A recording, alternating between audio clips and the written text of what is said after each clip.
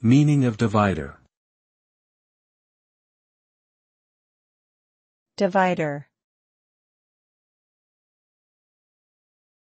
Divider. Divider. Divider. A divider is an object or device used to separate or divide two or more things. It can be a physical object or a mathematical symbol, such as a line or slash. In mathematics, a divider is used to indicate division, typically represented by a horizontal line or a slash.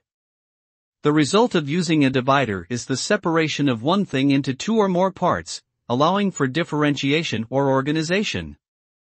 Dividers are commonly used in architecture, graphic design, engineering, and various other fields where precision and spatial separation are important.